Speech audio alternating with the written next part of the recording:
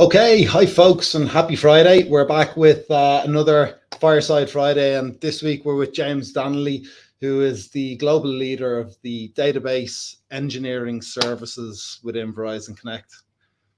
Nice to have you here.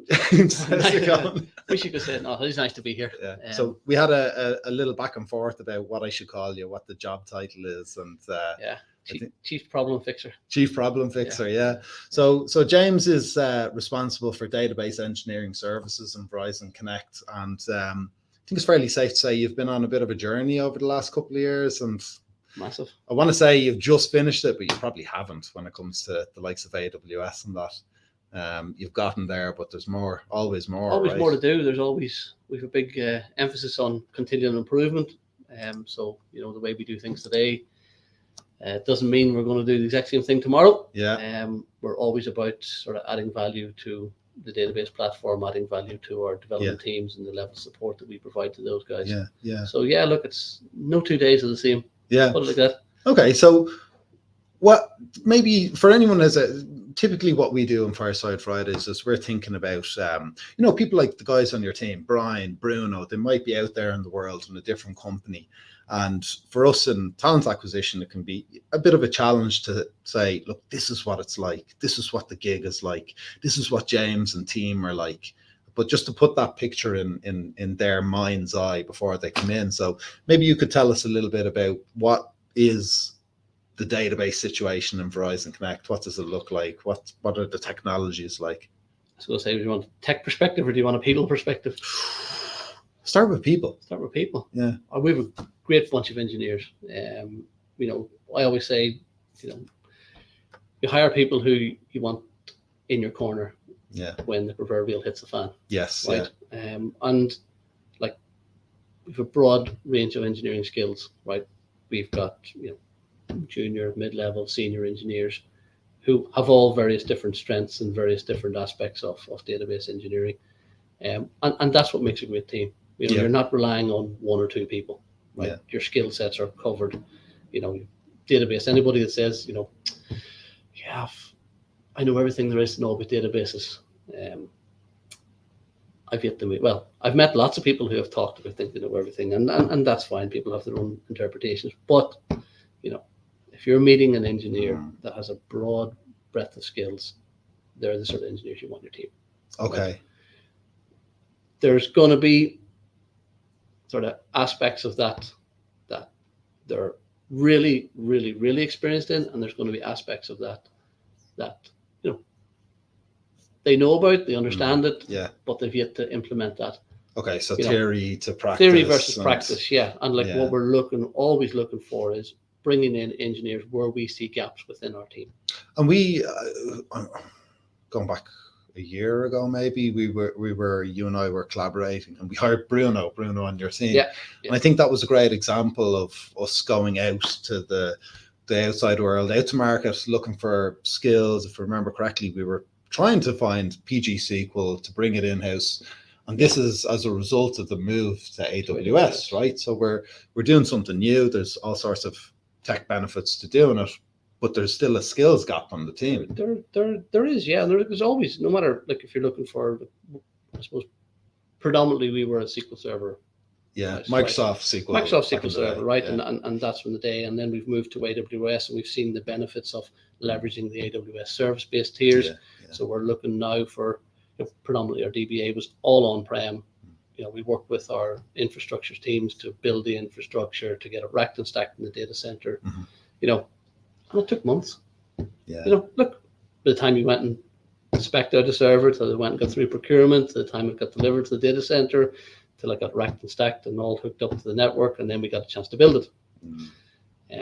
AWS is a game changer in that. How so? What are the and we were talking with Craig Allen just this morning, and we were asking about that. What exactly is it that where you take something from on-prem, you own it, you got your arms around it, to putting it out on the cloud, which is you still own it in the cloud. Yeah. Right. It's just the speed at which you can provision infrastructure. Okay. In some cases you're talking minutes, hours to provision a fully stacked out lights on database, HA platform, go.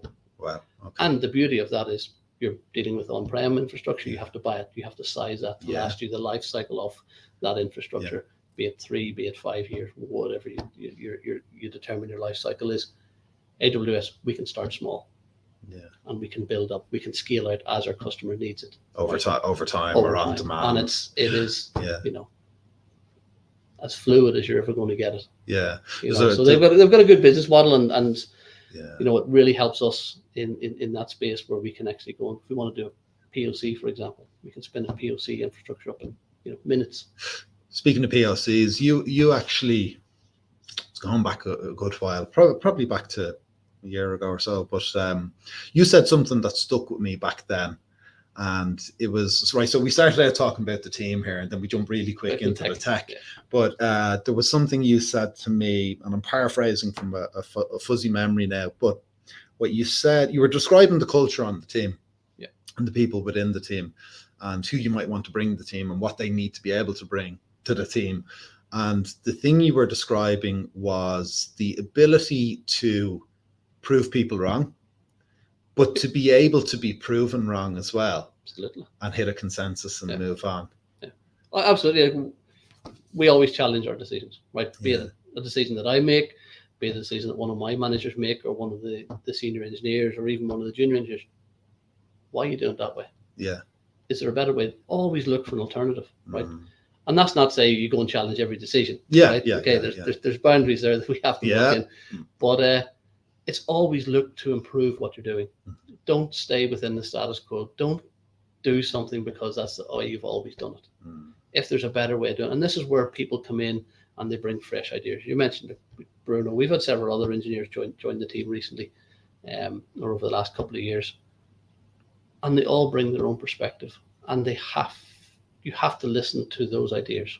If you don't listen to those ideas and the ideas coming from your engineers, well, then there's a problem. There's a word for that, right? It's called a dictatorship, right? And you don't really want to be in that sort of as a leader, right? Because your engineers won't buy into that. Something that I've done with the team over the last couple of years, in particular with when we started out in our journey in AWS, because it was a complete mindset change. You know, we were always dependent on other teams to do our work. You know, needed new infrastructure. Like, we're waiting, you know, months on that. Problems with procurement. You know, problems with delivery. Just to get the kit, supply chain. Just to get a simple server, right? We ended up sort of borrowing old kit and sort of reproducing, just to sort of get things going and slowed everything down. You know, and it was sure, I've got a couple of days to build that. You know, I've got a couple of days to look at that. There's no more excuses. There's no more excuses for delays. AWS just takes that out of the bucket, right? You're going. You have an opportunity now.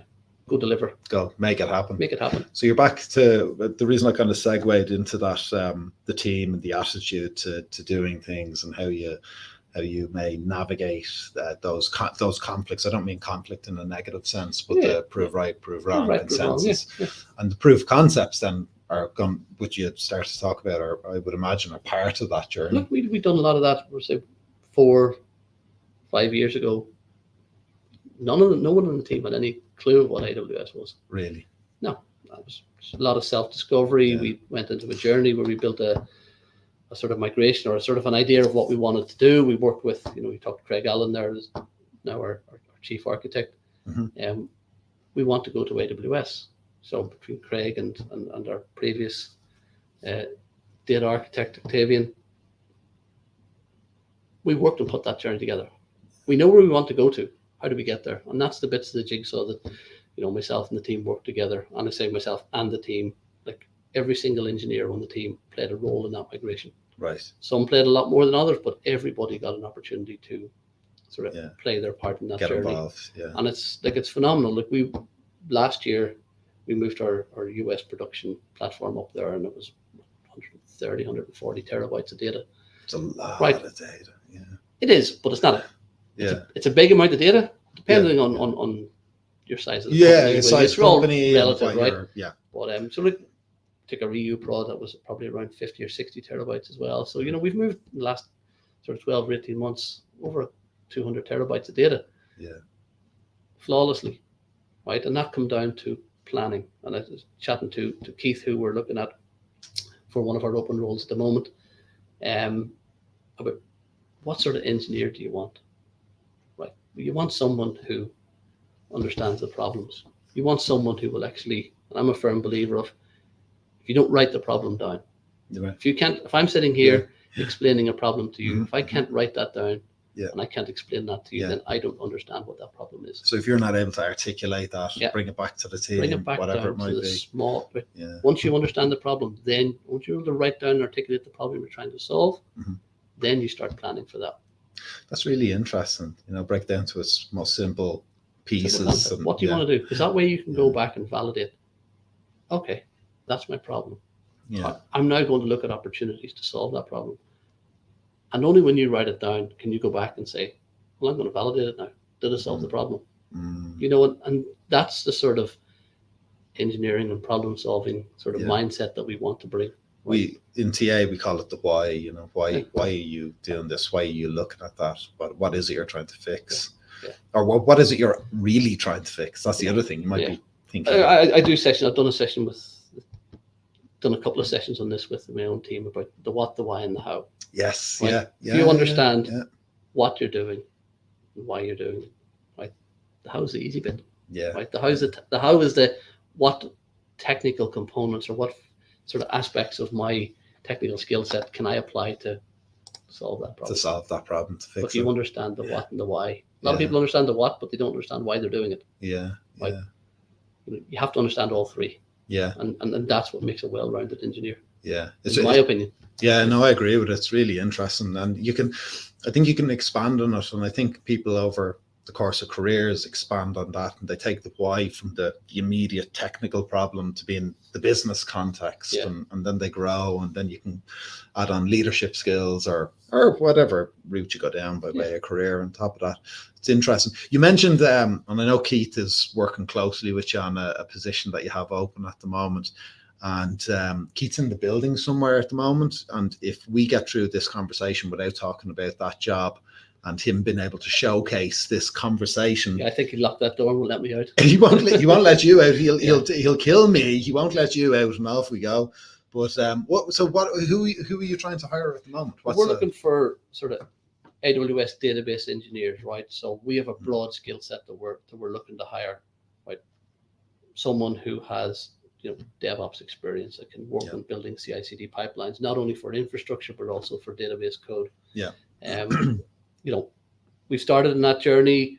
We've got a really, really good pipeline, but like I said before, we're always looking to improve what we do. Okay. A lot of AWS experience. If they have multiple database technologies, that's good. But it's really AWS and PG-SQL are the primary ones. If they have AWS and MySQL, that's great as well. And AWS and SQL Server, that's good too. We're not sort of putting all our eggs in one basket, so to speak, right? We're looking for a well-rounded engineer who can come in, has an open mindset, has a personality that can challenge decisions in a fair and effective management, right? We're looking for people to come in and say, well, I think we can do this better. Show me. Yeah, prove it. Yeah, right? That's back to your proof of concept or whatever it is in simplistic description. But everyone will, hopefully a lot of the lads that work for me will say that I'm fair enough and honest enough, maybe sometimes too honest, but right. But look, everybody on the team has to play a role. Everybody on the team has to bring something. Yeah. Right. So it doesn't matter whether you're a junior engineer or a senior engineer, you have part of that journey. You heard some of our other leaders talk about, your story. What's your story? Yeah. Right? What is your journey? Yeah. Right? Yeah. We've had a massive journey in our migration to AWS, one that I'm sort of really proud to be. You're proud of it, yeah? Absolutely. Like to every single engineer on the team, like they were fantastic. Yeah. Right? Problems came up. Right? Okay, how do we solve this? We had a few head scratcher moments. Of course. We had a few, let's call them oops moments, right? Where, your engineers made a mistake or whatever, but it was fixed. It was, they owned that. We owned that as a team, put our hands up. Okay. Yeah. We up there, right? Yeah, But we owned it. We recovered from it, and again, that all adds to your experience as an engineer. You know, I'm always say, you don't truly know a technology until you've gone to the until you've broken it, right, and it's broken you. Yeah. We've had a few of those over the years, but look, it's all learning. It's funny because when you talk about, I think that's an amazing mindset to have, right? Whether you're talking about engineering or whether you're so a lot of engineers class themselves as people who build or people who pull apart, and they love that thing. They're a tinkerer of things, and it just is the way. But if you switch into business and you talk about things like startups and all of that kind of jazz, 80% of small businesses fail. They go out and they try to do something and they fail. And if you're on the West Coast of America in particular, you're nobody if you haven't destroyed at least one startup. The same should be true of technology. You learn from these journeys, as you say. You learn from it. Learn and grow. Yeah. Absolutely. Yeah. Okay, so we're looking for AWS. We're flexible on the database to a degree on the database technology. I was talking with, oh crikey, who was it? I can't remember. Talk about these kind of things a lot, but I had a conversation this week with somebody about cultural, and I may have spoken to Dave Meany about it last week as well, talking about cultural interviews. And I had seen a discussion on LinkedIn recently where people were absolutely bashing cultural interviews, but it's something we do here. And the reason, I want to say this, you correct me if I'm wrong, right? But the reason we do it is to see what people can bring to the culture. So we're not looking for a carbon copy of James or Bruno or Brian or any of the team.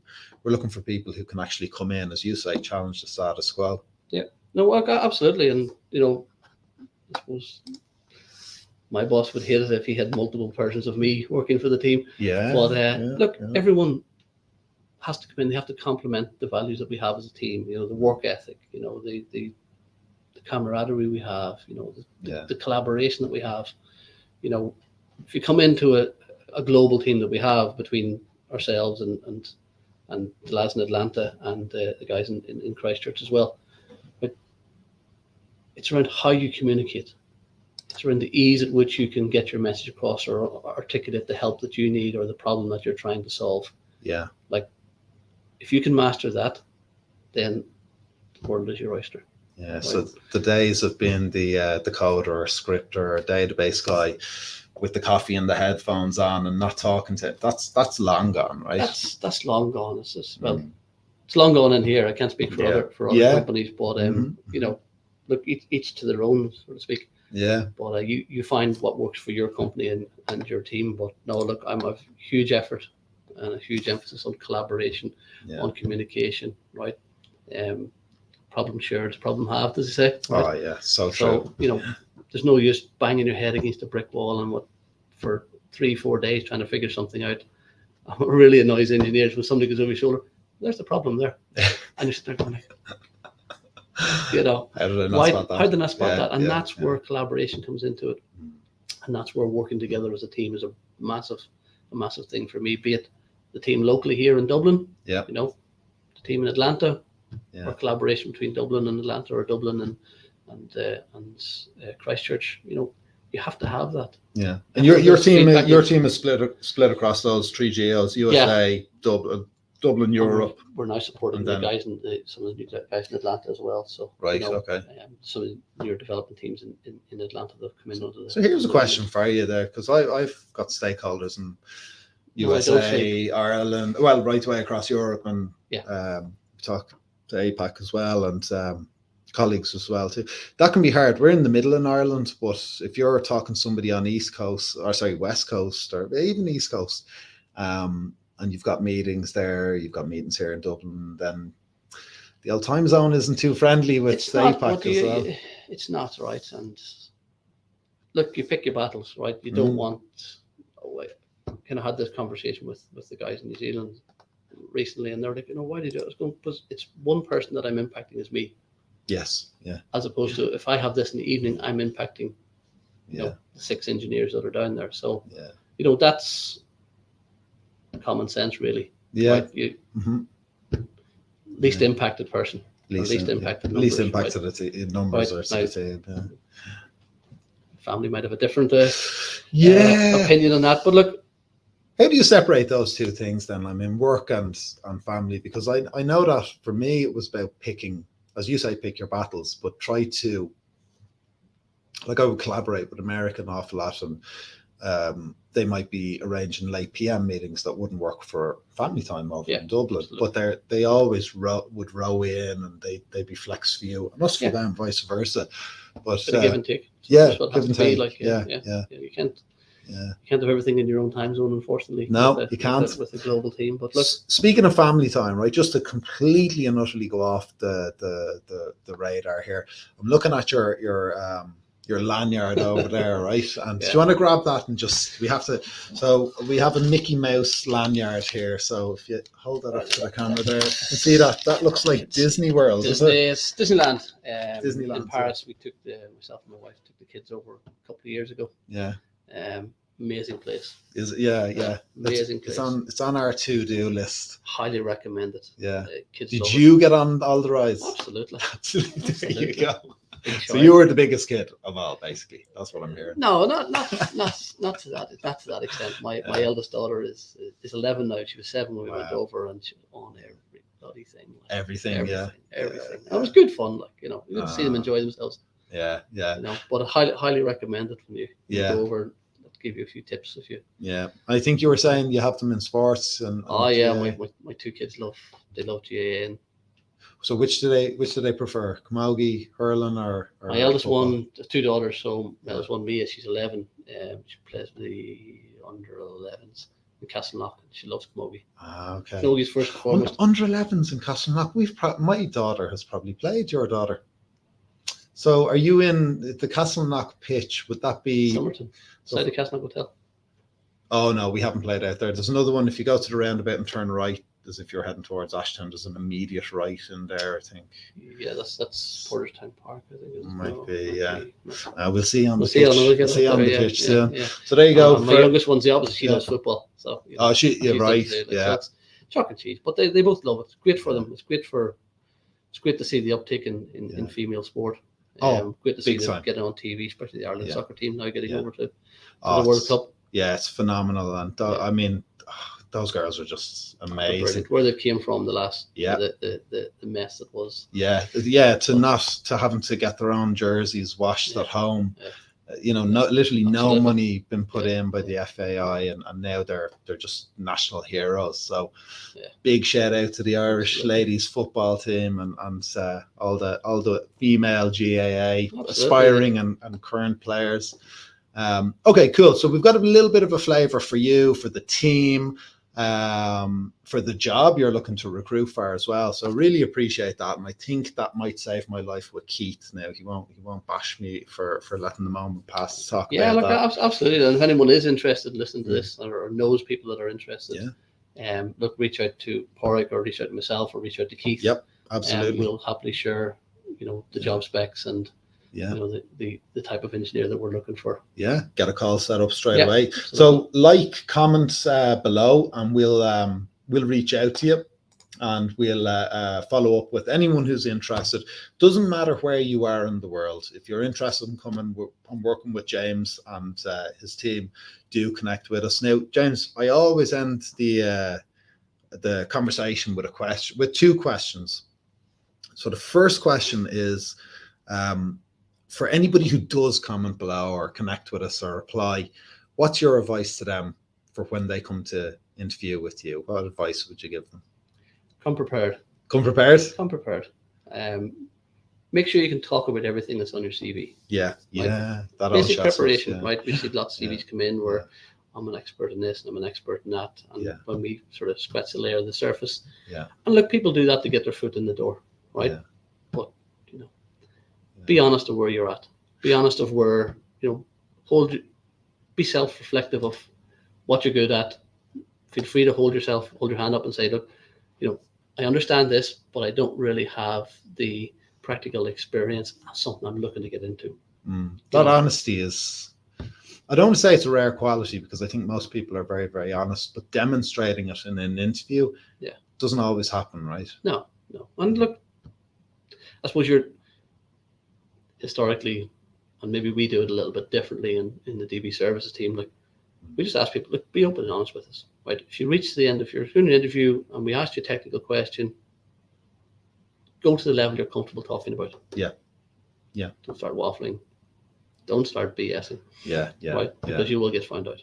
Right? Yeah. And that kind of can negatively reflect against Yeah, it, it can. right? Yeah, it absolutely can. It's funny when I talk to people about interviewing, or when my team get interviews set up, one of the things that we do is we send them little documents with hints and tips. We send them to, go have a look at the apps, go have a look at the revealed demo, check it. Here's the LinkedIn profiles for the interviewers, have a look at them.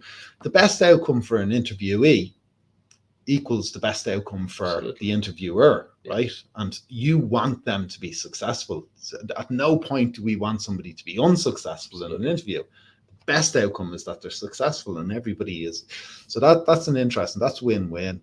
Okay, cool. That's brilliant. The other question I have is, who should we talk to next? And I'm going to caveat that question with the fact that we just had a comment from a mutual colleague there a few minutes ago that we may have discussed before. So not trying to influence you, just saying somebody's watching. So who should we talk to next? Oh, did we get a comment from a certain we might have person who likes to be referred as two letters?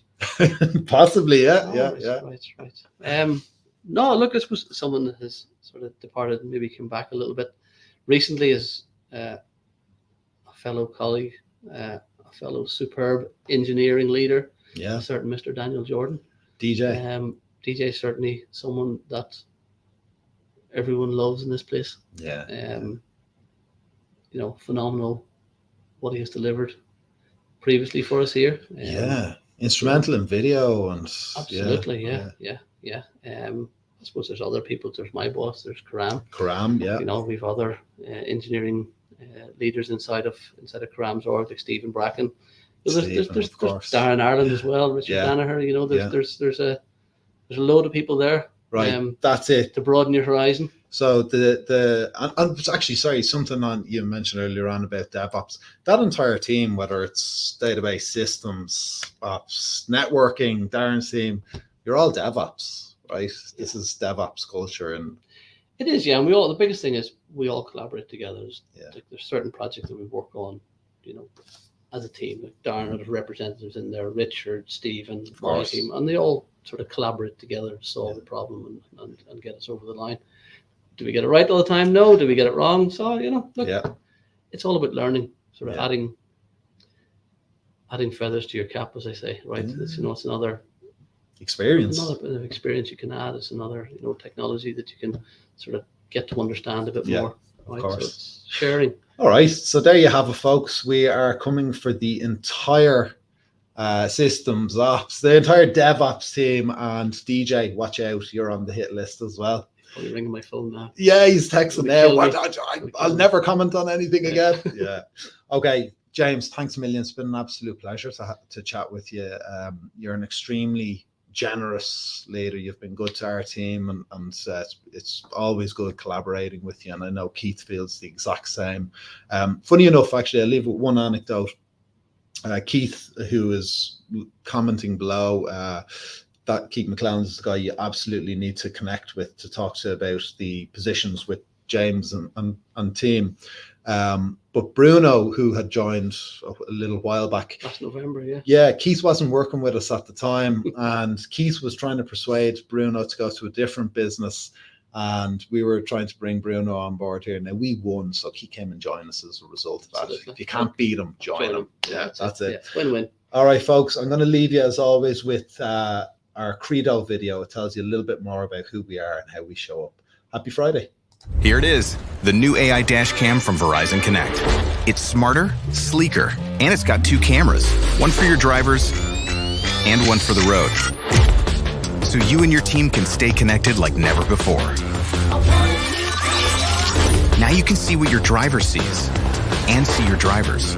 The camera's enhanced AI can help your team stay alert to danger outside the vehicle, like lane departure. And it lets you see things like harsh cornering, speeding, rolling stops, and tailgating. And whether it's a cargo van or a truck, the camera also detects danger inside the vehicle at the same time, including drowsiness, cell phone use, and other distracted driving, all in real time. Pedestrian ahead.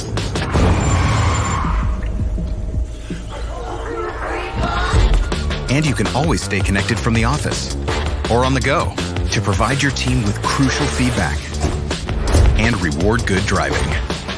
The AI dash cam from Verizon Connect. Eyes on the road and behind the wheel.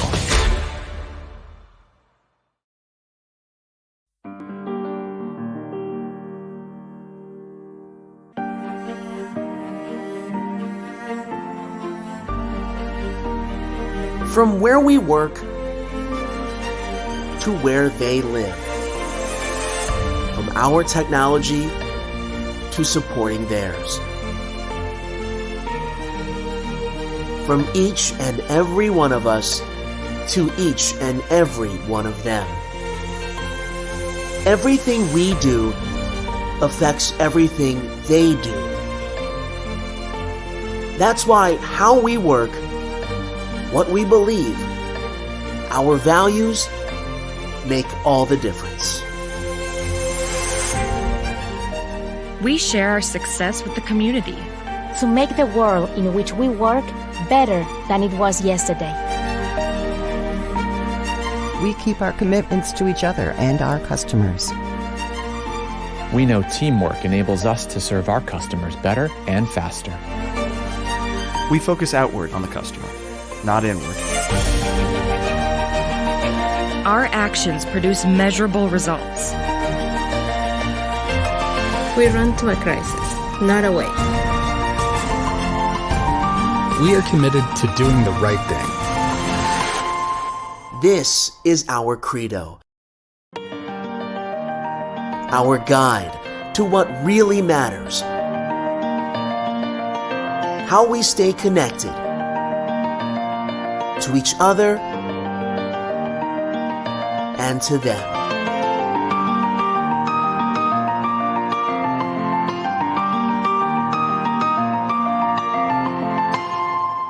We are Verizon.